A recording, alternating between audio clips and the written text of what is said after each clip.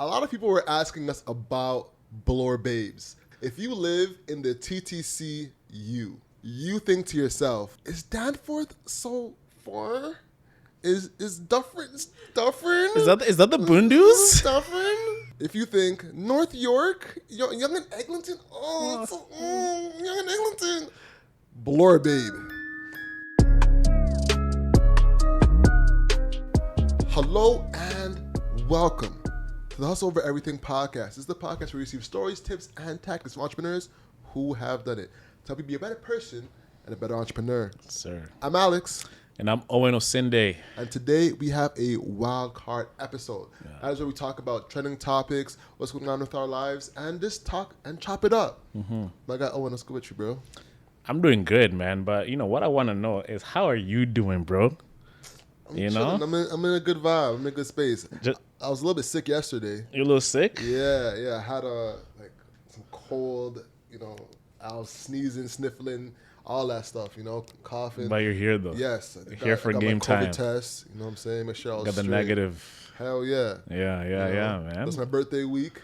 Birthday week, good bro. about it. That's what I actually want to talk to you about. How you feeling about that? I'm feeling good. You know what? Honestly, bro, I won't even lie to you. I went to therapy on the day before, the 31st. And, bro, I don't know what it was, but I was, hella depressed, bro. I was in my feelings. I don't know why. Like, how many days before your birthday were you starting to feel this, level of depression? 2 days. I think it was 2 days before. I didn't really feel, amped for my birthday for once. Like, the festiveness was missing. Yeah. And my birthday is June 1st, right? Which has been co-opted to be, the day all corporations turn their pride flags on.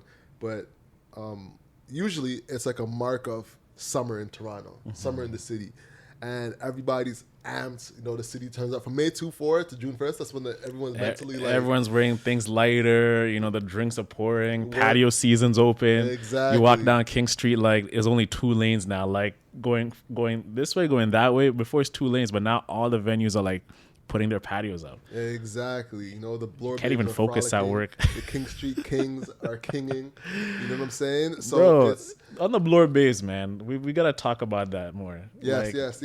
A lot of people were asking us about Bloor Babes. So let's talk about what are Bloor Babes. If you live in the TTCU, right, and you think to yourself, is Danforth so far? Is Dufferin? Is that the Bundoos? Dufferin? Bloor Babe. If you think North York, Young and Eglinton, Young and Eglinton, Bloor Babe. That is you don't have to be a man or a woman. It could be both or whatever you identify as. But if you think Dufferin is far, and you live in the U of the TTC, you are a Bloor Babe.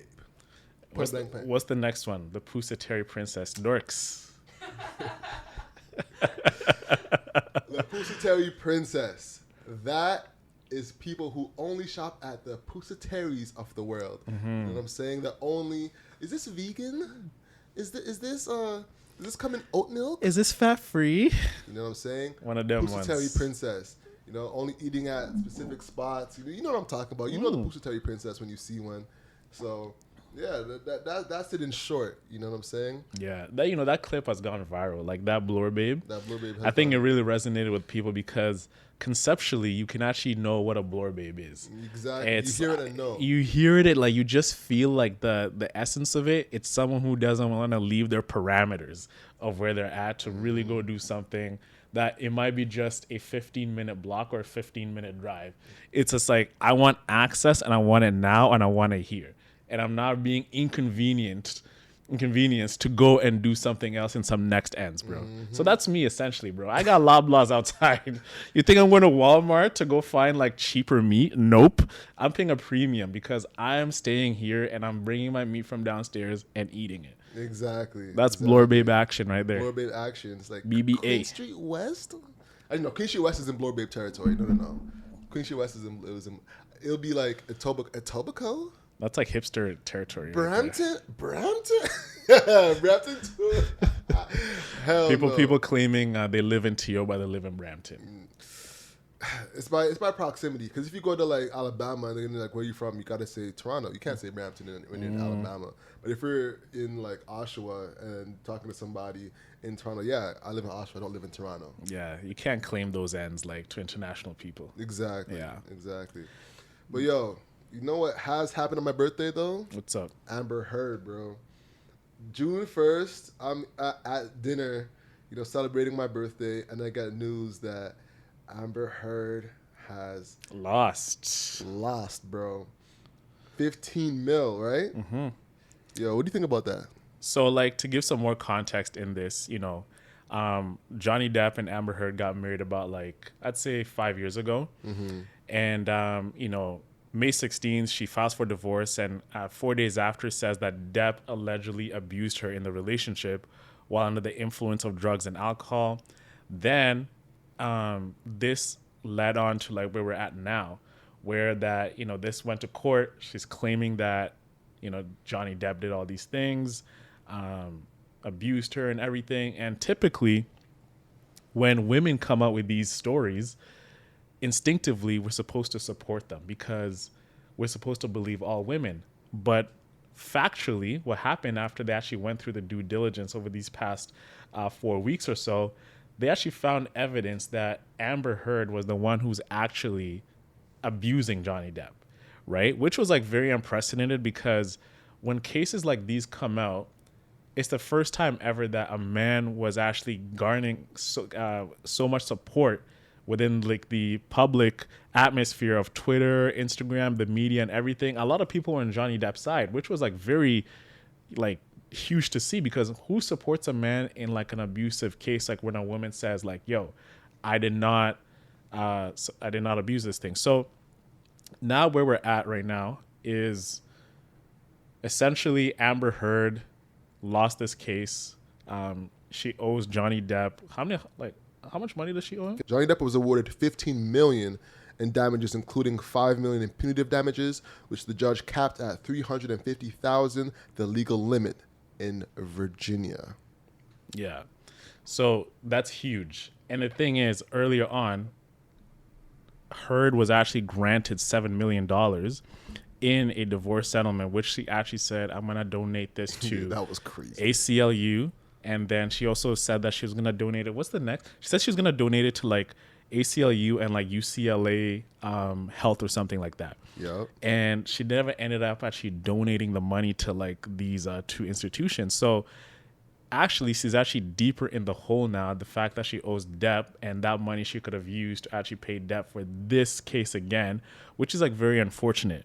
But you know what the biggest thing about this case is a lot of media organizations have really used this as an opportunity to really make a mockery out of it, right?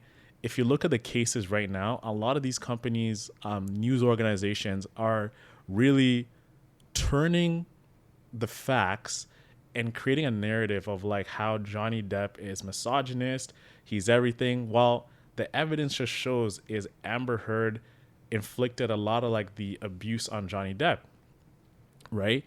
And when I say this, I'm not excusing Johnny Depp out of anything that he did. There's a lot of things that lead to what Amber Heard did. Like maybe it was like a verbal abuse. There's a lot of things that he did.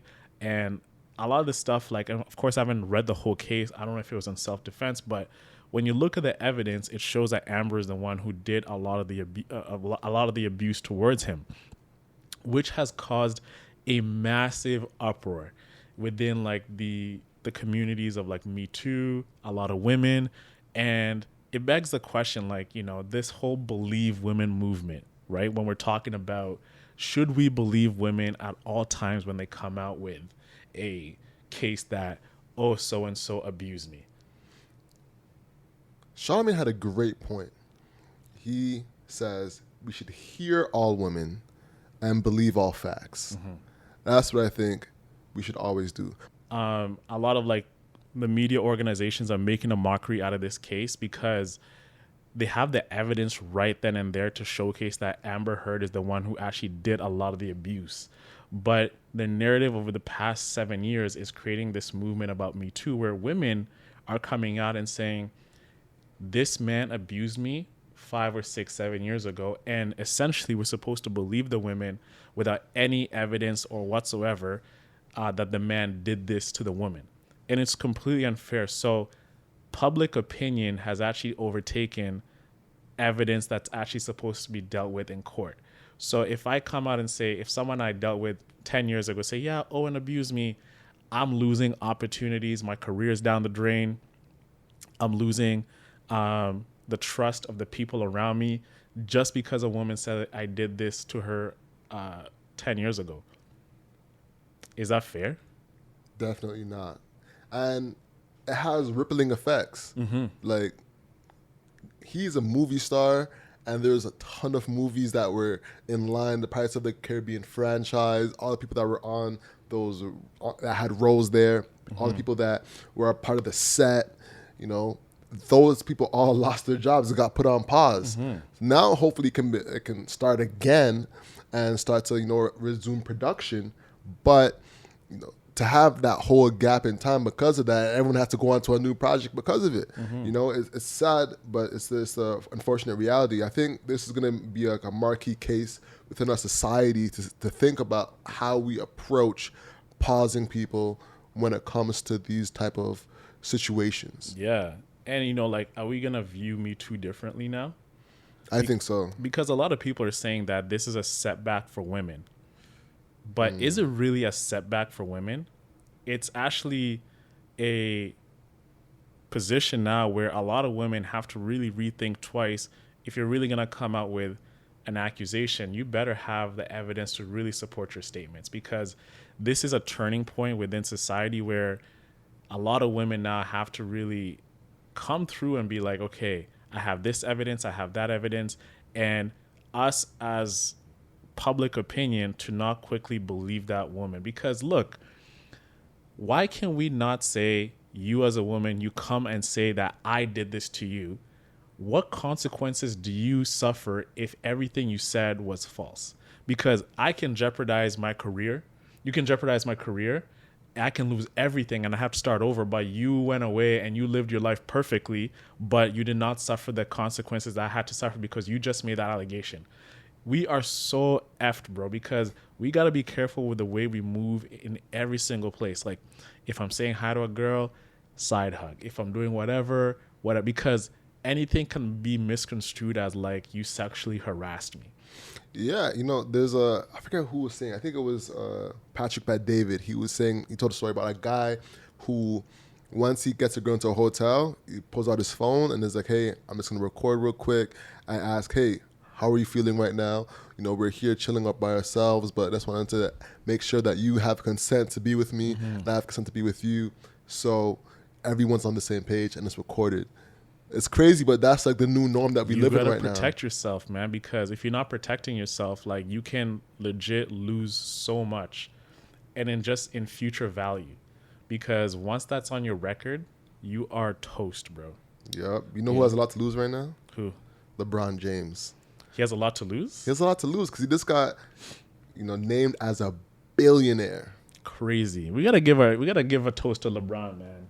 Coming from nothing to becoming a billionaire. Toast to LeBron. Toast to LeBron. I mean, I got my coffee right here. Sure. Toast to LeBron. Toast to Bron. Yes, LeBron's definitely watching this. Shout out to LeBron. But bro, like, LeBron, he's the first active billionaire, active player to become a billionaire. So LeBron James has made more than $385 million in salary from playing for the Cavaliers, Miami Heat, Los Angeles Lakers. Off the court, he has raked over $900 million in income from endorsements and other business ventures.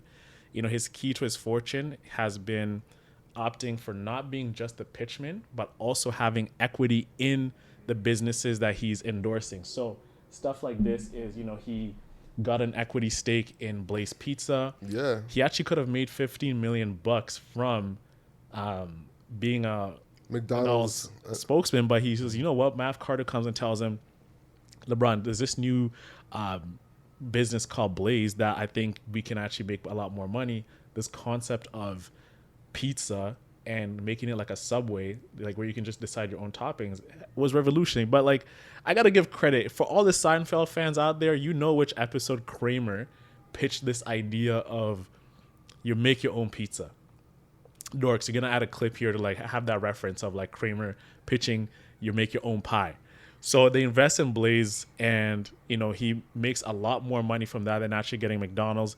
He owns a piece of Liverpool, my club, through Fenway Sports Group. Then he starts Spring Hill Company now, which has like made Space Jam. They're producing the Naomi Osaka documentary, which is dropping this July. But think about this guy, yo. Like, he comes in, this unprecedented talent, and builds a fortune like this, just not from like that's not luck. That is strategy, So a list of some stuff that he's done to really get to $1 billion is, Fenway Sports Group, $90 million there. Blaze Pizza, $30 million. Cash and other investments, $500 million. The Spring Hill Company, $300 million. And real estate, about $80 million, which comes up to close to $1 billion. Nuts. Crazy. So how much real estate he has? Like, no one talks about his real estate either. $80 million in real estate is just like a little slept on thing. I wonder how. I actually watched a video about his real estate. Really? Talk to us about it. Yeah, I think he actually got like one big mansion back in where he was born. In Cleveland? Yeah, in Cleveland. And then he just recently bought like 2 big mansions in Los Angeles area. One that is the one that he's currently living in, I think. And then he just invested in a super huge property in like Beverly Hills. And he even knocked down the whole mansion, and he is going to restart it, like on the mountain. Wow. That's crazy. You know what I'm saying? Like, this is the only active NBA player. Like, my question to you is, LeBron becoming a billionaire an anomaly, or can other athletes do it today? Is it possible for other athletes to do it today? Most definitely, especially now that the laws have changed for NCAA. There's going to be a lot of people who are going to be able to build brand from a younger age. So by the time they get to LeBron's age, they're going to be monsters. Yeah. So I think the runway is going to be a lot shorter now, because a lot of people have the opportunity, especially with social media being so prominent now, and like how open platforms like TikTok are. There's going to be a lot more opportunity for people who are dominating to get those brand deals and brand recognition from an earlier standpoint. So they can build that campaign up for themselves. By the time they hit 25, 26, 27, they already have a huge fan base all across the world that they can leverage into products and into different platforms. Yeah. You know what I'm saying? So I think this is definitely possible. I think it is possible, but it faces a lot of challenges. Like what? A lot of players, you have a very short lifespan as an NBA player or a pro player. You have a rookie contract coming in, depending where you're drafted. Like, the top 14 guys who get drafted in the lottery, you're guaranteed money, right, if you get signed. But what about the other guys who are like in the back end, who are like really struggling towards like making it, right? And you have to think about it. These are kids coming into the NBA. Kids, not like grown adults. Like, these are like 18, 19-year-old kids who've never been exposed to money. So how can we really, trust a kid who's never seen money like this before, depending on any social class he's from, to really build a fortune, right? So it's like very hard for us to see LeBron as like this guy, I think LeBron is like one out of a billion. Like, there's not going to be another guy as active as LeBron who's going to still be playing and still become a billionaire. I disagree wholeheartedly. I think there'll be a lot more kids that will become billionaires. Like, I think think about it, bro. If Zion has the proper billionaires, there's 2,000 billionaires in the world. Okay. But LeBron is just a marker of the shift between how people are using social media to create their own platforms. Like, look at Spring Hill. Bro, everything in Spring Hill is just made up, bro. Like, define made up. Listen, their brands. Uninterrupted is them taking cameras and filming their friends. That's what that is. The shop is them building relationships and just leveraging what they have and filming it and bringing that to a platform. Any athlete, not any athlete, I'm not going to say that, but once they build the infrastructure around their fame, they can do a similar thing. So I think multiple athletes would be able to do this, bro. Like, but think about it. Like, what makes an athlete a true, like, iconic athlete? LeBron, the name LeBron is a brand in itself. So if we're saying any kid can become a billionaire, like, that is... no, I'm not saying any kid could be a billionaire. I'm saying there'll be more opportunities for it. There's more opportunities for people to leverage what we already have to build on top of that. So it's easier to build a production company now more than ever. Mm-hmm. So Steve Nash, for example, could start a Spring Hill company because he has the name behind him and a ton of relationships that people could leverage to sit down with Steve Nash. You want to sit down with? Hell yes. You know what I'm saying? And leverage that to start production companies, and he has money to invest in real estate. So there'll be other avenues that people who build a name for themselves in the NBA can use.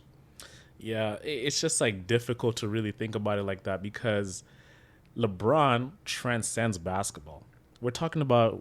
I'm not denying the fact that you can make money, like, being an athlete. You may touch, like, 200-300 mil.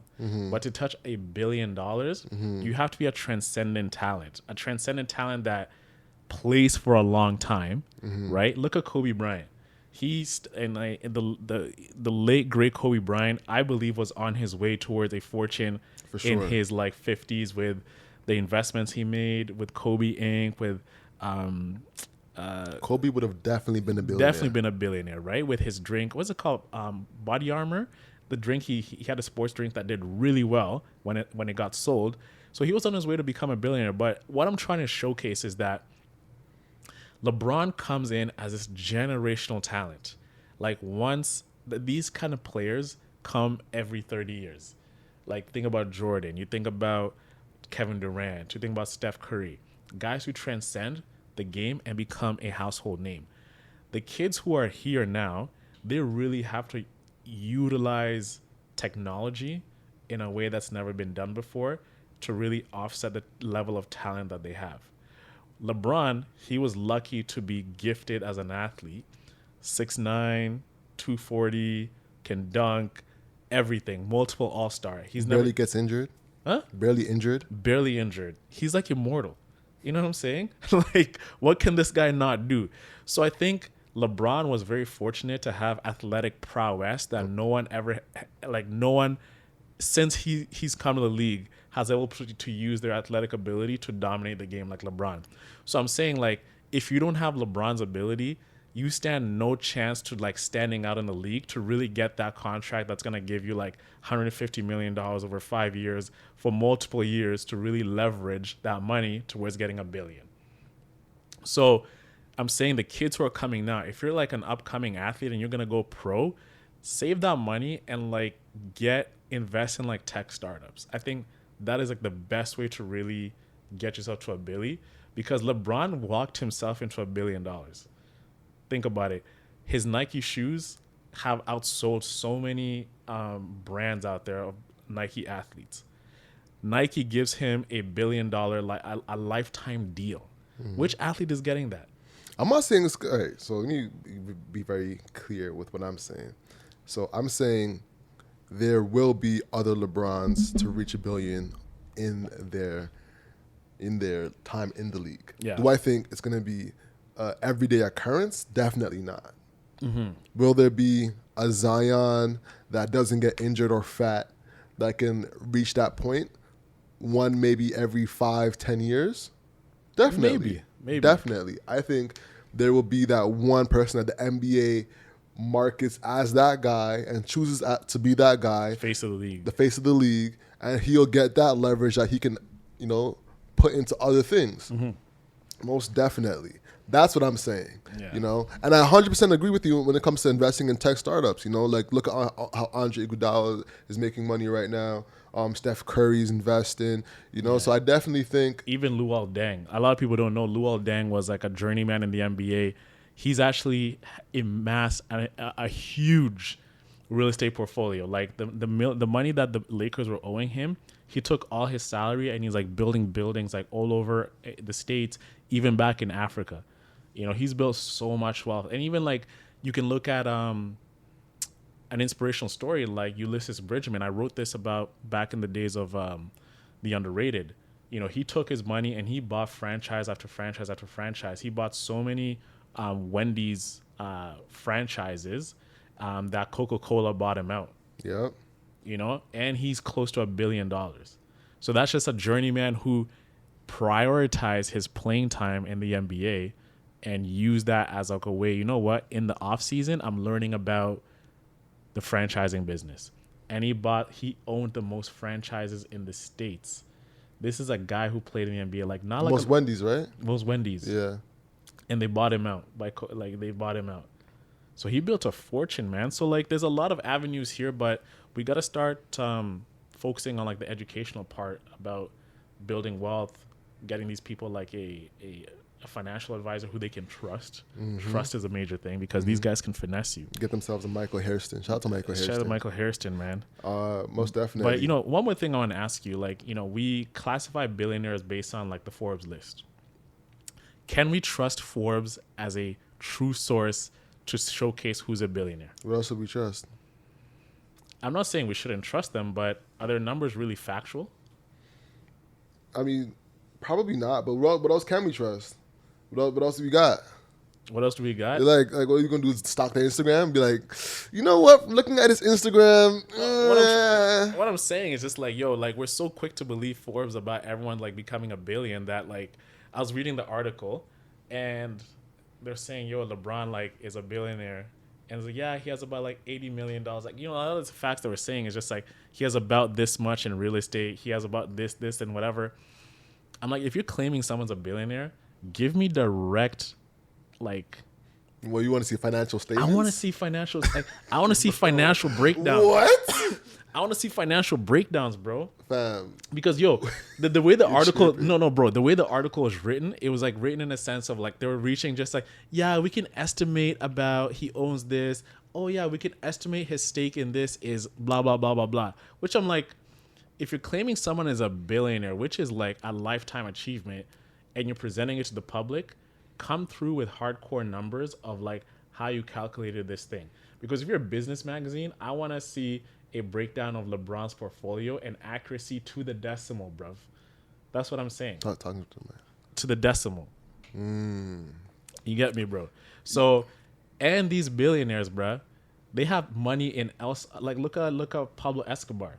Okay. They say he's a billionaire, but they say he had way more money than what they claim Forbes to have. Please, let's not put a drug dealer in that lane. I'm just trying to showcase like how I get what you misreport. I get what you're saying, but think about it like you know, as podcasters, as media company owners, and you're trying to build those relationships with entrepreneurs. Imagine just trying to reach out and be like, "Yo, you mind sending us your financials because we're going to make a report on you saying you're a billionaire." Can you be like, "Yes, I'm a billionaire." Hell no, you're not seeing my financials. That's how that conversation goes. Ain't nobody going to be like, yeah, you want to see my financials for the last 4 years? Hell no. They ain't giving that to you, bro. So unless they'll give you maybe like a top level. There ain't nothing like in depth they're going to give you. Definitely not. I know Would you be giving out your financial statements? If Forbes comes to me and says, listen, we want to make sure, we think that you have a billionaire status, but before we report it, we want to make sure that everything that we're publishing is true. And I don't want Forbes to be saying, we estimate, we believe, we think, based on this. What kind of reporting is that? Fam, are you giving them your financial statements? Yes, I am. Of my assets that I own, absolutely. Dorks, you giving your financials? Not a chance. Okay. You know what I'm saying? So that means I can actually I can be a part of many different companies and I can inflate my numbers and go to Forbes and say, hey guys, I'm a billionaire. That's where the journalistic integrity comes into play. You know, we're trusting that Forbes has proper reporting and is doing what needs to be done. That's what they've worked over the years for us to believe. That's the reality of it. I think I'm always under the premise of like, give me the factual data right here and now to like, okay, the source this, the source that. That's journalism. You know, you have quotes. You have people who have research. Like, treat journalism and like stories like this. There should be. I 100% agree with that. There should be in-depth research. In-depth research. That's what I'm saying, bro. But to ask people to give their financial statements, like, what is wrong with giving financial statements? bruh. But I feel like their estimate is already like really in-depth journalism, or they won't even make this statement, right? Exactly. That's what I'm saying. Like, You can write an article, but at least have a footnote. Hey, if you want a complete breakdown of how we arrived to these numbers, go check this out. So I, as an aspirational person who wants to be like LeBron, I want to be like LBJ, I can be like, oh, wow, LeBron got to like $1 billion by 80 million. This is what he bought. This is how he bought it. Oh, yo, I can be like, imagine like kid like who's in high school, like or maybe in his I Promise school, who wants to know how LeBron is a billionaire. Give me the numbers. Show me the strategy. Show me the way. But just don't come and say LeBron's a billionaire. Oh my God, he's a billionaire. You know what's interesting about what you're saying though is that eventually we will get there as a society with like how decentralized information is going, bro. And I'm the one who's always saying, yo, like misinformation shit. You know how like everyone's like, yo, that's misinformation. I can say LeBron right now, that's misinformation. You can say that, but that doesn't mean it's right or wrong. Yeah. But eventually we will get there though with how like the decentralized ledgers are going. Yeah. Like eventually we'll be able to actually see what LeBron or whoever is making off, maybe like not internal, like in total, but with what assets they're doing through the crypto ledgers, you'll be able to see, hey, he made that transaction and that garnered him this much. This Bitcoin is at this much, Yeah. But yeah, that's interesting, man. We'll see, man. We'll see. Uplift Media Group will be $1 billion one day. And we can say we're billies. Exactly. Well, we actually got to be worth like at least like $3 billion because for both of us to be billionaires, like it has to be our equities both have to exceed $1 billion. So we got a lot of work to do, bro.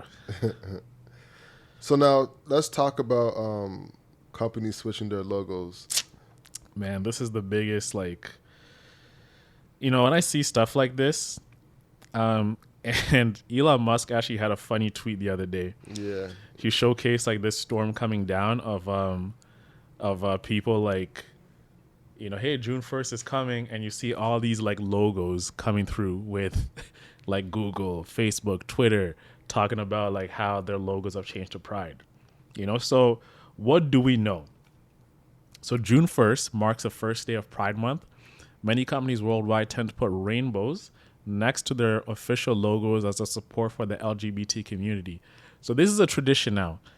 And without the internet, it's hard to imagine, will companies even do this if we did not exist in a social media era where, if Twitter, if LinkedIn don't exist, are people really putting logos? So recently, Elon Musk mocked this. And Elon Musk these days is savage. He doesn't care. He's going to call out like hypocrisy. Even though he's buying Twitter, he still makes fun of Twitter for saying, yo, you guys are actually just being fake here by like changing your color logo. And do you really believe in this? So one thing that stood out was companies such as Mercedes, Volkswagen, they changed the color of their logo in North America, their North American divisions, but if you check out the Middle East, they still have like the logo like the same color. So like which makes me wonder, has it become a thing to do this because of social pressure? Hold on, which company? Volkswagen, BMW. Oh yeah, they switched the logos to the Pride Month logo. Pride Month logo, so like it's cheesy at this point. It's cheesy. You know what's happening too is that people are trying to commodify Juneteenth. Are you seeing that? I'm seeing that, but I don't have a lot of knowledge on it. Like, can you share more about what are they trying to do? So Walmart actually had to recall a whole bunch of items because they were making Juneteenth ice cream, Juneteenth paper plates, saying it had a phrase on it called "It's the freedom for me." What the hell? Yeah, bro. Are you serious? I swear to you, bro. It's so crazy. It's so crazy. Juneteenth ice cream. Here you go, right here. Celebrating Juneteenth. Is this like how capitalism works at its finest and how stupid it is? You know, it's Man. hilarious. And the thing is like, you know, a lot of these companies, it's hard to know if they genuinely believe what they're posting. They definitely don't. Because it's if you look at it, you have a lot of employees who are working for these companies, but some of them are, you know, they fit in the category of LGBTQ, and if they don't do that, you're ignoring a portion of your workforce who is gay, who feel unheard. So it's crazy just like, if you're gonna make a change, stick by that over a long period of time, but just don't do it over like a month period and then say, yo, like, we're done, we're gonna go back to our logo the way it is. You know what I mean? Like, I don't think you should just change the face of your company just to appease a certain group of people. Even with Black Lives Matter, why are you changing your, like, LinkedIn changed their whole theme to black earlier this year to support not Black Lives Matter, but to support Black History Month. Do you really care about Black History Month, or are you just like putting on a front? For sure. And it's just like, the people who are actually in those communities like us, you know, we're celebrating Black History Month, Pride, you know, this the LGBT community. I should have an issue with this. You know what's crazy is that some companies will even go as far as creating internal communities for Black people without trying to spend any money towards it. And that's what's infuriating. What do you mean, like they're creating internal communities? So I'll give you like a story that I've been through, and I won't mention any companies. At a workforce you were at? Not at a work, not a company I was working with, but I'll give you internal. So this company that wanted to reach out to me to work with them, they asked me to do a workshop for them, and I was like, you know what? I'll do one for free. Mm-hmm. So I did one for free, and it went really well. So then after, like, oh, we loved the workshop. You mind doing it again? And this company is a $1 billion company. Massive company. Well known. Yeah. And I say, what's your budget? And they're, oh, we have no budget for this time. And this is for a Black community within that company. Mm-hmm. And they're bringing you a black guy to talk about what I do, Facebook ads for marketing. You know, entrepreneurs. So I say, do you have a budget? And they say, we have no budget. I'm like, all right, cool. Well, when you have a budget, you can speak to me. You know, because we already did one, so now you know I'm quality. So you have no reason to think that this is not quality. And they don't take me, and they go and hire somebody else that's brown for the exact same thing. So and I can tell they don't pay him. You can tell they didn't pay him. They didn't pay him. So they're like, all right, we are not paying anybody to work. So basically wanted me to work for free for their Black community, which is hilarious. And this is during Black History Month. This is not during Black History Month. Okay. This is after. But it's just hilarious to see that, like, it's literally free work that they want. They literally want slave labor. And they're legit creating a community to uplift that community. To uplift Black people. To uplift Black people.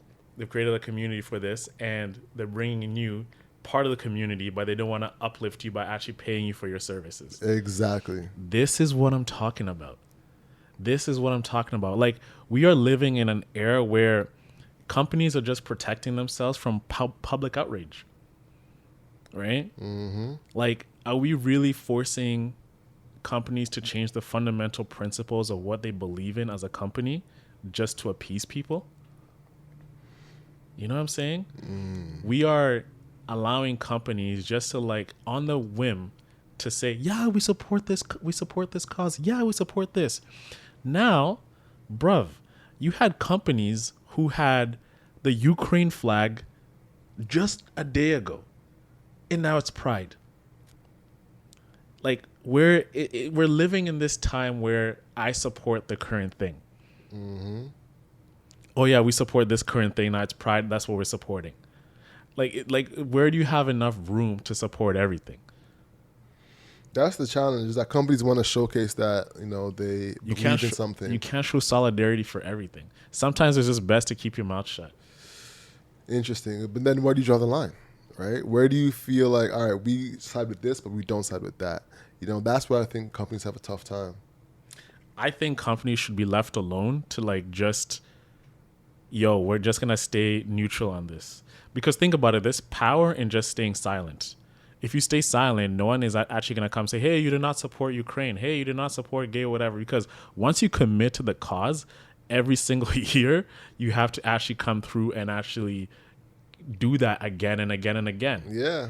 Right? And then you have like maybe like the C-suite, like these people at the top, they don't really truly believe in it, but they feel the pressure to do it and invest money to support these causes. Mm-hmm. So now you have you have companies spending money for things they don't really believe in just to appease people who might not even be the customers, right?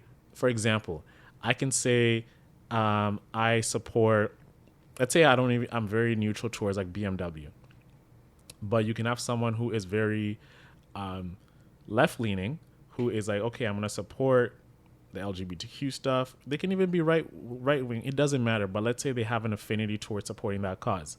They see BMW. They do not buy a BMW. They do not drive a BMW. But they can see BMW did not do anything for Pride Month or supporting Ukraine. But then they can start tweeting and creating a Twitter thread. It says, BMW does not support LGBTQ. BMW does not support Black History Month. BMW does not do this, whatever. And now BMW's they have their hands forced towards creating a campaign that showcases the support this thing. Gotcha. They could get strong-armed into it. They get strong-armed into it. Gotcha. So now they're spending like $5-10 million in branding and creating campaigns and whatever just to appease people who will never buy their car. It's the world we live in. You know, and honestly, what it is too is content jacking low key. The same way we are talking about trending topics now, it's marketing dollars low key. They're just like, all right, well, it's Pride Month this month, so why don't we have things to align with for Pride Month? You know what I'm saying? Honestly, I think that's kind of what it is more so. But we're losing our true effect of what we believe in as a society. Like we're not standing for principles anymore. When did they ever?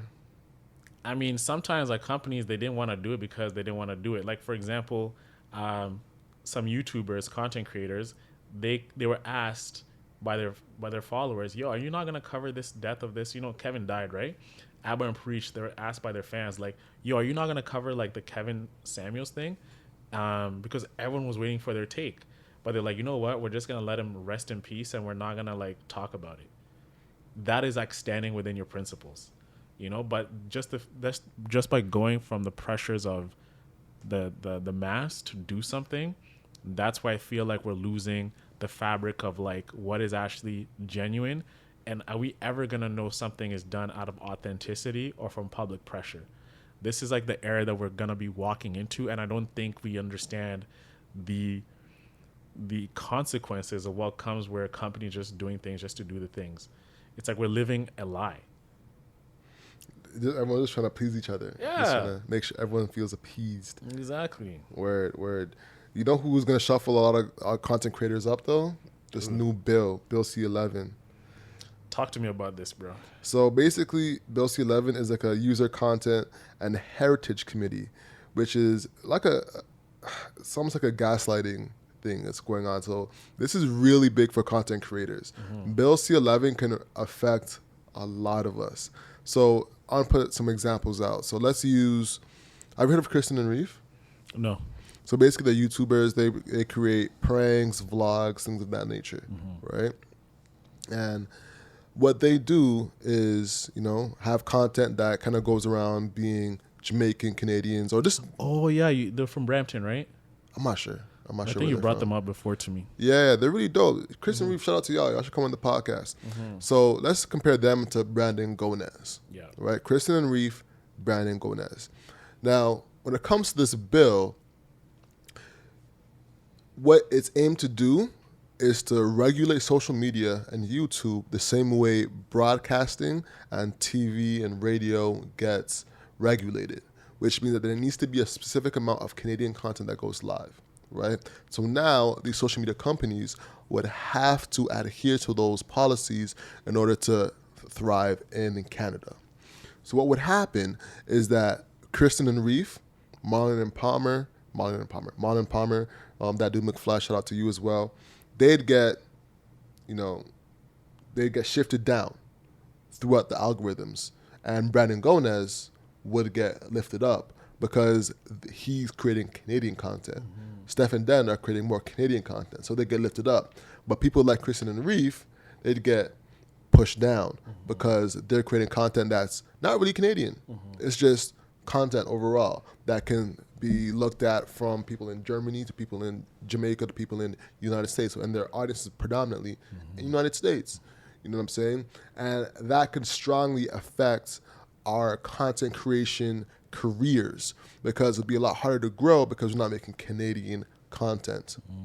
So it's a big bill that we need to make sure we're staying on top of as content creators because it can really affect a lot of us. You know what I'm saying? Canada doesn't have the population to really sustain us, to keep it a buck. They don't. We have Texas and California has more population. Actually, no, California alone has more population than all of Canada. 33 million. Think about that. That's mad. Think about that. California alone has more population than all of Canada. So the scale that you can grow in Canada is capped in comparison to growing in the United States. You know, I'm not saying you can't grow to that, but it's going to be a lot more difficult. Think of Peter McKinnon. You know, if he's not making Canadian content, he's making content creation content, which sounds very meta, but you know, like he isn't making content that's based for Canadians. So it's going to be very interesting to see how this bill plays out because it's not really benefiting content creators, you know. But on the same note, though, Canada does have a lot of programs for creators. They have a lot like Factor Canada. They have a lot of stuff for musicians. You know, I want to see that go into YouTube because I think that could be a next big thing for Canadians. So what I want to talk about this bill, what defines Canadian content? Let's figure that out. Let's take a quick second and figure that out. So making regulations on the paragraph, the commission shall consider the following matters: whether Canadians own copyright in relation to a program, control the exploitation of a program, and retain a material and equitable portion of its value, whether key creative positions in the production of a program are primarily held by Canadians, whether a program furthers Canadian artistic and cultural expression. Now, what the hell is that? What in the cultural expression? What is cultural expression? What is Canadian cultural expression? How do you define that? And that's so vague. That is one of those gray areas where it could be like Jamaican content, no. Yeah, Canadian content. So yes. Canadian content is like we're making poutine. Oh God. We're making poutine. Give him the algorithm. Give him all the algorithm. We are extracting honey from a maple tree. Content. Like that's what it is. Give it to him viral. The viral, bro. Like what makes Canadian content? Like I'm thinking this. If you are a Canadian content creator, there's certain areas you'll thrive in. News and sports. Canadian news, Canadian sports, that is where you'll make your bread and butter. There's no Canadian drama. There's no Canadian culture. What is Canadian culture? Talk to me. What is, bro? We have no culture. Hockey. Yeah, but like what? Like how can you sustain content creators by? How can you sustain content creators by just having a limited pool of like things to talk about because there's nothing to discuss? If we have China, if we're both Chinese, man, we can talk a lot about Chinese cultural stuff. We can talk about Chinese movies, Chinese actors, Chinese food, holidays. What is a Canadian holiday? What is a Canadian holiday? We have nothing of that. May 2-4. Bruh. That is the most British thing ever. What? Nah, but take this part in though. So here's another one. So whether persons carrying on online undertakings or programming undertakings collaborate with independent Canadian producers, with persons carrying on Canadian broadcasting. Bro, this wording is horrible. Can I just say? Man, they're just like adding a mouthful there. Bro, it's just legal jargon. I'm going to say that one more time. Whether persons carrying on online undertakings or programming undertakings collaborate with independent Canadian producers, with persons carrying on Canadian broadcasting undertakings producing their own programs, or with producers associated with Canadian broadcasting undertakings, and any other matter that may be prescribed by regulation. And then it goes into more regulations. The governing council may take regulations prescribing the matters that the commission is required to consider under paragraph 1. Oh my God, this is a lot. 1.1. Take a quick second. You're reading. Alex is reading legalese. That's what he's reading. I'm going Like, through legalese. he's right not now. speaking English anymore. Not at all. But Dorks, I want to ask you, like, you as Alex is looking this up, you as like a aspiring, docu-series person making documentaries, what do you think about this law? Like, where you're going to be, as a Canadian, you just got your residency and in a couple of years you'll get your citizenship. How do you feel about being restricted towards just making Canadian documentaries for you to shine in this country? Yeah, actually, I mean, before this bill is being pushed, the creativity industry in Canada is quite censored already. Mm-hmm. Like, before I got my permanent residence, I actually couldn't even, like, work in any documentary film set because, like, all of those production, they are depending on, like, government fundings and festival fundings. So I was actually not welcome to work on the set even because they cannot get like the fundings if I'm working there. And I actually also tried to write some different topics of documentaries to pitch to some companies. Mm-hmm. And what they told me is like the subject is not Canadian enough. It's not like a Canadian angle, mm-hmm. which is like what is the line of that? Yeah. Because like the thing that I told Alex that I was scared about is like how America has been pushing the same agenda, and essentially like in the libraries they're using a similar line about like, oh, if the books are not American enough, we're going to censor them. And the research showed that like the content that they're removing from the library are all about racism, about gender equality, about some ideas that are more new for us to be pushing. Yeah. But then they're just pushing back these new ideas, basically. Damn. So that's scary. So they're really trying to take out it's like cultural cleansing in a way, right? Where I know you guys are immigrants and everything, but we got to think Canadian and be Canadian. And at a point, I do respect it because look at how Americans are. Americans are very patriotic in like an American way. Like, what is being America? You think about that. When I say the words America, what comes to you? I think of a white woman over 55 years old that smokes cigarettes and has a really big belly. Bruv. That's culture. Like culture, like American culture is a house, a white picket fence, a dog, the dad driving home from like a job, like at the plants, cracking a brewski, mowing the lawn, saying hi to your neighbor, or maybe the neighbor is outside and you see him taking care of the grass. You come and say, "Oh, hey, Joe, I see you're taking care of your grass out there. Oh, his lawn's looking pretty good." That is Canadian. That is American culture. That was beautiful, by the way. Yeah. That was great. Yo, throwing some buds in there, yeah. And you're solid. Like, bro, like, and there's, you seen doing that? Oh, okay, I've been trying to do something. Oh, how about them leaves, huh? Like, that's how they talk. That's Canadian culture, but like, that is such an old-timey way of looking at it. Mm-hmm. What about people like us, the new guys we came here from different backgrounds and different cultures? How do we fit Canadian? Mm-hmm. We make Canada. That's a fact. So I found the regulations right here, and some more legalese, so maybe you could take a second to try and dissect what they're actually trying to say. Mm-hmm. The commission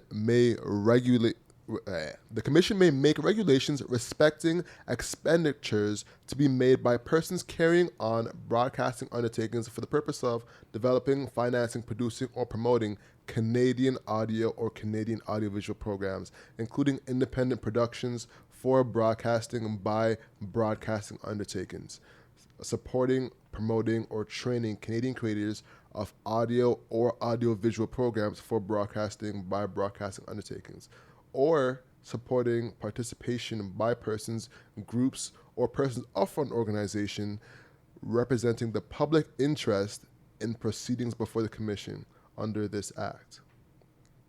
Did y'all tune this out, or did y'all? It just became like, what's Alex talking about? I tried. Yeah, it's just legalese times 10. Oh my god! Like, What does this even say? Does this process in your mind, Dorks? Can you digest it first? what do you? Since you read it, what did you get out of it? All right. So what I'm getting out of this from reading it. First off, I'm trying to what I feel like? I feel like I'm trying to put words together, literally. You know that meme of that one lady? She's doing calculus algebra. Word. Looking around everything in one. How am I gonna piece this together? Word. I feel like I'm solving a puzzle here. All right. So developing, financing, producing, or promoting Canadian audio. Basically, I feel like it's content that promotes persons or organizations representing the public interest of Canada. That's what I got from these 3 lines. If anyone that has anything to chime in here, feel free to DM us and elaborate. But that's the main thing I got from this, is that if it aligns with what people believe or what the public or whoever is the person pulling the strings says, this is Canadian enough, we can allow this to get amplification. Yeah. That's what I got from this, in short. So it's everything we're saying. It's people who have the ability to amplify or de-amplify content, and it's ridiculous. I think it should be a free market when it comes to Canadian content. So there should be more incentives to train people. There should be a YouTube school. There should be podcasting school. There shouldn't be, hey, you get this. Because you know what I realized, bro? There is a lot of content that gets on radio that's not good. Sometimes you listen to Flow 98.7 and there'll be a song on it that I'm like, oh, this is the new jam, and I'm like, this is not good. Yeah. It is not good. The song sucks, And I remember hearing seeing this in person. I went to a concert that was an open mic, open call for new artists. Yeah. And these 2 girls bodied it, right? And this new guy comes on and says, yo, my song was featured on Flow 93.7 back when it was that. On the Flow 93.5, let me clarify. And I'm so excited. Here's the song. Crickets. Nobody was feeling the song. You know what I'm saying? He just got under the ratio of people need that. So basically, on the radio, they have to hit a quota of songs from local artists. So what he did, he got under that quota, even though his song is garbage. He got under, so he's on 93.5 at the time. But ain't nobody caring about the song because the talent is not there. But other girls that was there, they were killing it. No amplification.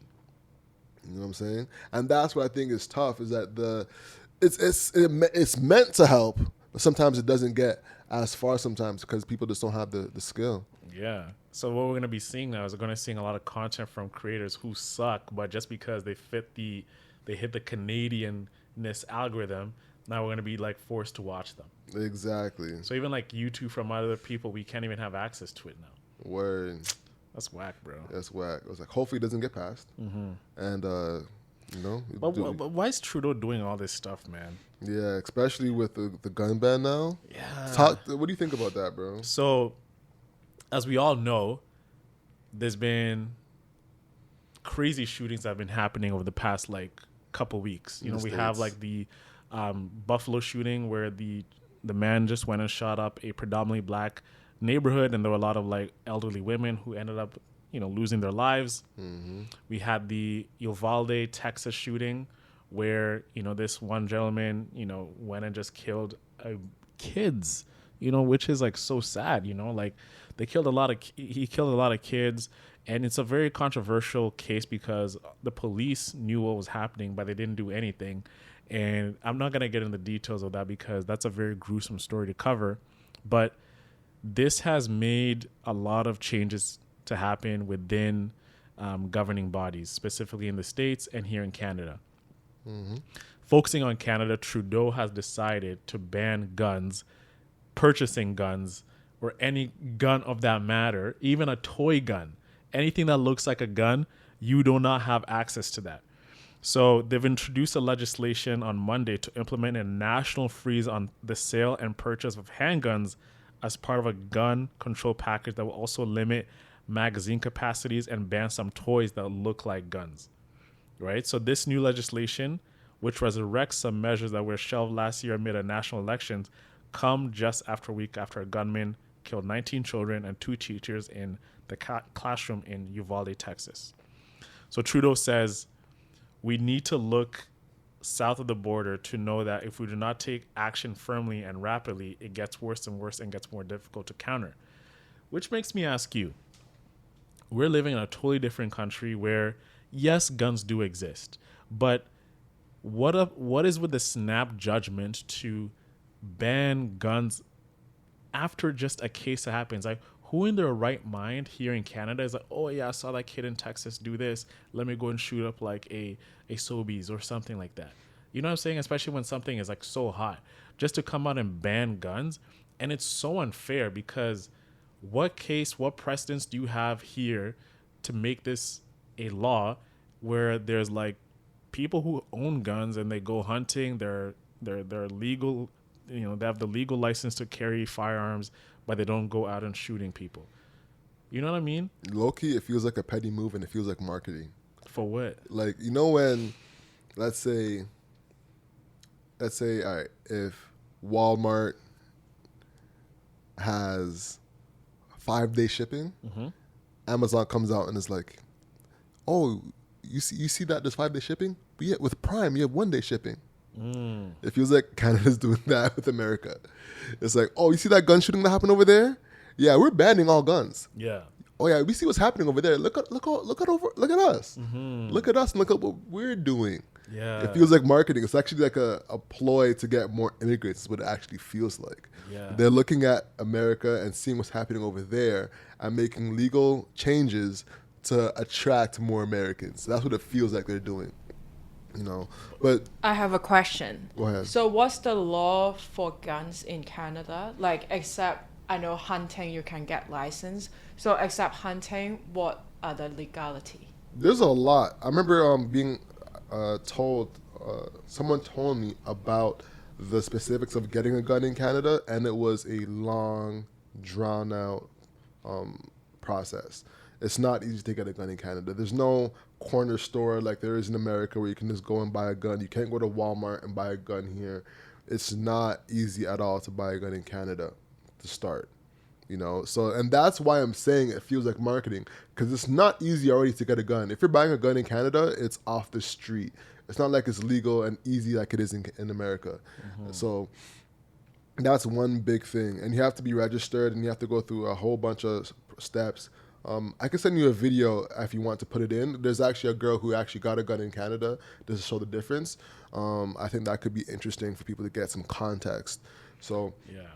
I also want to ask you, like, when we look at the shootings, there's so many shootings that happen across America that never get the time of day on media. Why these 2 cases, right? Is it that we only just vilify white shooters when there's like a lot of like shootings that happen in Chicago like every single day that don't get the time of day on the news? And there was actually a photo of like, okay, these shootings have happened in the past couple months, but they have never gone like, they haven't gotten the time of day on the media, right? So there's a narrative here like where we're focusing on white shooters who are like young, who are depressed, who say they're depressed, they end up killing themselves, when a black shooter just 2 weeks ago just did the same thing in Oklahoma, but they did not get the media the same way these two kids did. Well, one, it's you were saying you're comparing the mass shooting to a shooting in Chicago. One could be a mass shooting. These are still mass shootings.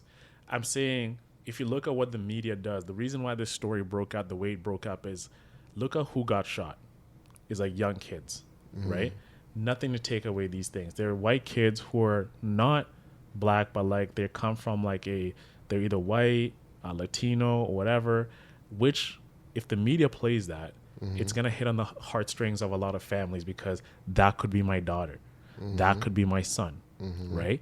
But you go to like other areas where like in Chicago, which is like, it's... Why do you always go to Chicago? It's always Chicago when it comes to gun violence. But bro, it's the place for gun violence. There's a lot. There's way more places. Chicago isn't number one anymore. It's there. Chicago's like crime rate is like higher when it comes to guns. So what I'm trying to say is like there's a narrative where we put white shooters as like the ultimate killers of like mass shootings, when there's other different backgrounds which also do the same thing, but they never get the time of day. So like, why is that? You know, it's just like, oh, we had this white kid who killed like a black church. We had this white kid who killed a black whatever. But there's a black guy who does it, but just because he doesn't fit in that narrative, we're not going to talk about it. Yeah, I think it's not only the shooter, it's also the victims. Like, it's also part of the narrative that they try to fit in, right? Like, in Atlanta, there were like a bunch of Asian women working at a nail salon that get killed. Mm-hmm. That didn't really gain any traction in the media side. And actually, before the mass shooting happened in Texas, there were some like Taiwanese churches in California also had a mass shooting, which also didn't get any media Traction. coverage. Yeah. So like, it's like, I know what you're saying. Like, they're really trying to fit everything in the narratives that they want to. Because they know, oh, a white kid killed black women. Oh, yo, let's sensationalize that. Oh, a white kid went and killed a black church. Oh, let's make that, because it fits in the stereotype that the case of a white kid killing black people, which is going to incite another race war, which is going to get a whole lot of black people upset. You have guys like Steve Kerr who get on the news and say, I'm sick and tired of this. I'm sick and tired of, like, when is it going to stop? But I'm like, yo, Steve, there's so many shootings that have happened this week. Where is like the public outcry and like saying whatever to stop this? What, like, you know what happens? A massive event happens, and then we put the mic in front of a celebrity and we want him to react in a certain way. So what the media is doing, what I'm noticing, is they're telling us to care about certain cases and not care about other cases, which is like so unfair, because there's little black kids in all over the country who are getting shot at because of gun violence.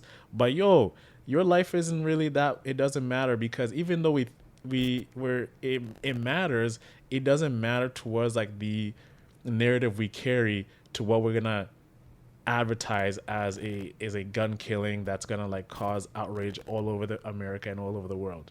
So that's why Trudeau, he's seeing what's happening and he's just like taking like action and saying, I'm banning gun violence because of what I'm seeing in America, you know? Banning guns, you mean? Banning guns. But that's what a lot of people just need to wake up, because even like when the Uvalde, Texas happened, I felt bad, but I actually didn't really have much of like this angry towards gun violence or whatever, like similar to like when George Floyd died. I was like, cheese, and you remember how I was acting? Like, but this time around, I was just feeling like, man, why, like, this case just happened, but you're making me feel like I should be caring about this and tweeting about this when you're not going to tweet about that and whatever, you know? So it's just like, I think we as people, we have to be really careful of the content we consume and what we're being told to care about, because there's an agenda behind it. When you see a white kid killing a black community, that's going to get mass. But if you see a black guy killing a bunch of like black people within a condensed area of black people, doesn't get story and doesn't fit the idea of gun violence. Gun violence is only when it's a white person doing it within a minority group, which is always black people, which creates outrage and creates a whole narrative that there's this racial tension happening. Well, just because you didn't see it doesn't mean it didn't happen, you know? Like, or it doesn't get covered either. Like, there's news properties that do cover local gun shootings, but they just don't get as much vitriol because it doesn't cause as much commotion. So what are we trying to do? Like, are we trying to cause commotion? Like, why is it that commotion only happens when... So what do you think is the solution here? Just not report on it? It's just not report on it, but like, why is it this Uvalde, Texas case is getting more attention than any other case out there? Because it's a mass shooting.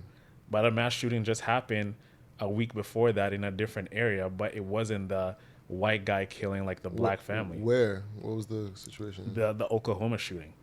The Oklahoma shooting. I'm not even aware of it. Yeah, but that's just like one case of like where this black guy killed a bunch of people, but it did not really get the national attention. So what I'm saying, what gets national attention and what doesn't get national attention when it's the same thing? I mean, Denzel has an amazing quote where he says, if you read the news, you're misinformed. If you don't read the news, you're uninformed, right? So it's the reality that the news is going to cover what it covers, and you have to read it to stay informed on something, right? And it's going to be biases and things that they lead more towards in one end and less towards another end, you know. But the crux of what he's saying, I think, is one thing we should focus on is, you know, the gun violence in America, and not just gun violence, but the gun legislation in America.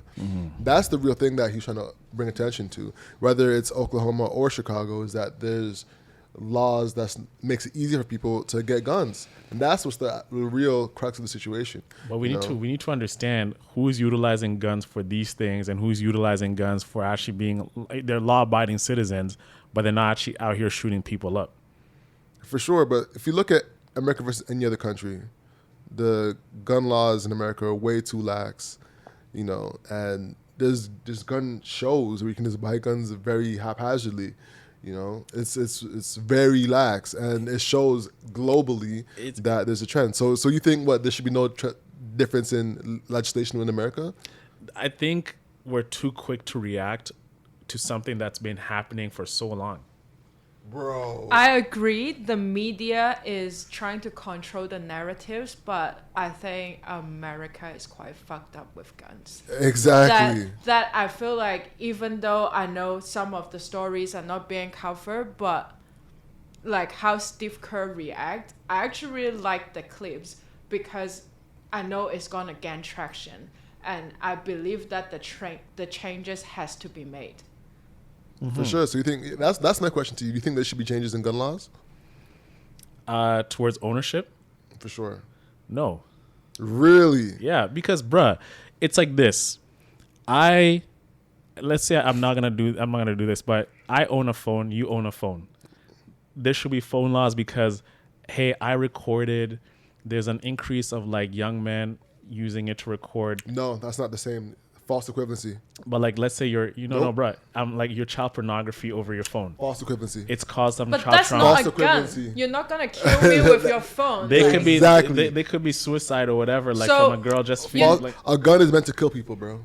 You need to think about why at the beginning Americans were allowed to have guns.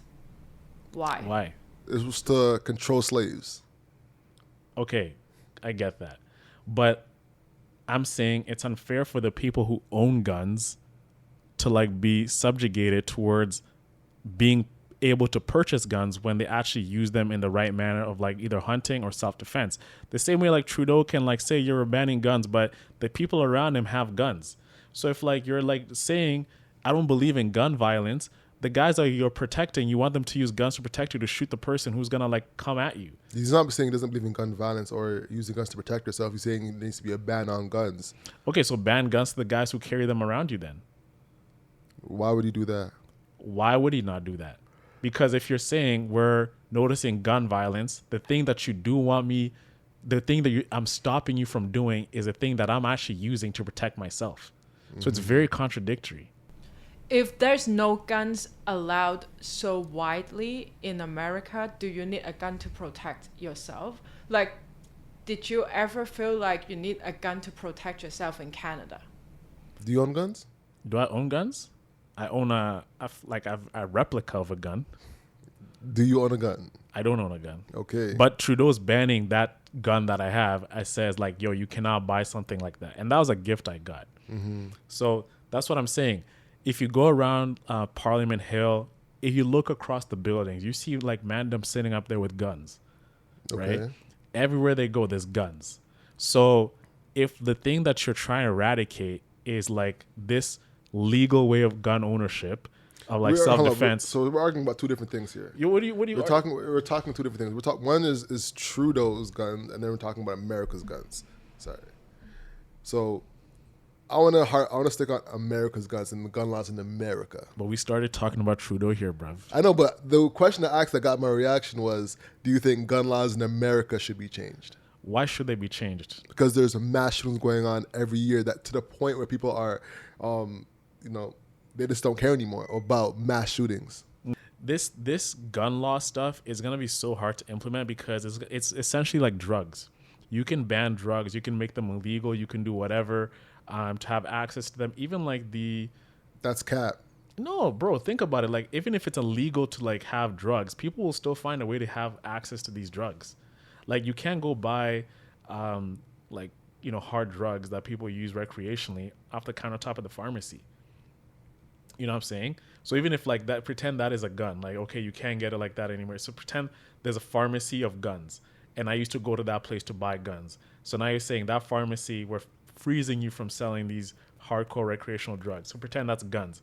Okay, you're not going to sell to me. I know underground dealers who have these guns I can still get access to. How do you know underground dealers?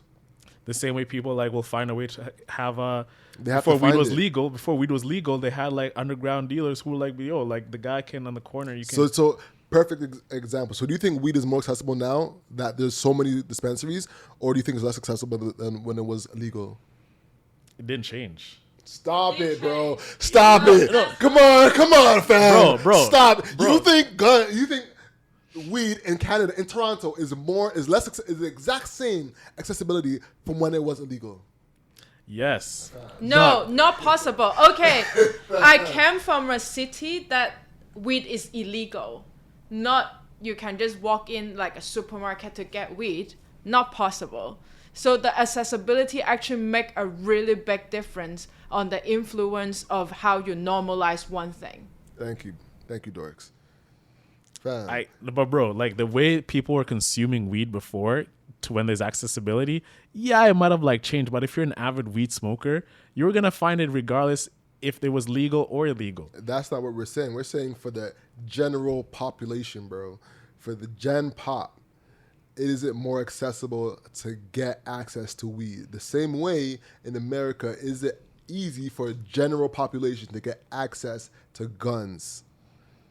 Yes, okay, there is accessibility now, like with like every weed store popping up. But what I'm trying to say is, it's like even though those weed stores that were there, people were still smoking weed everywhere and anywhere. All right, boom. So there is less access when the government does not incentivize communities to have shops that give that specific item, whether it be guns or weed. We can agree there, right? Yes. Okay, so if the government then restricts that access, if tomorrow Trudeau says ain't no weed stores available in any province within Canada, there's going to be a decrease in access to weed. Can you not agree there?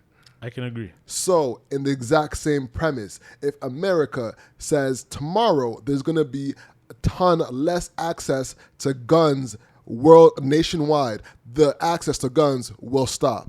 Correct or no? From like the general, like you're like the primary market. For primary market. Okay, yes. So if Gen Pop has less guns, there inherently will be less access to guns, which can result in less mass shootings.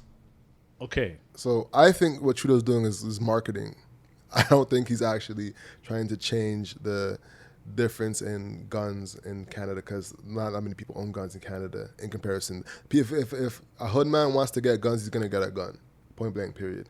What I'm arguing is in America, there should definitely be a change in gun laws to restrict access, because people are getting guns easily and killing people in a mass at scale at a consistent rate, to the fact that people are desensitized to gun shootings throughout the country, and then doing thoughts and prayers and going back to life. And it's just like nothing's changing, yet there's a consistent problem of people losing their lives to gun violence. And it's an unfortunate reality in America. So that's what I argue, and you wrap it up on that. What do you think? I want to know what you think. Let us know your thoughts. Comment below. Yes, sir. Either on Spotify, on YouTube, whichever podcast platform you're listening to, TikTok. And let us know what you think. We'll talk to you soon. The hustle is what you can control. So control your grind. I control your life. I'm Alex. And I'm Oino Sinde. And that's the show, y'all. Peace. Have a great week, everyone.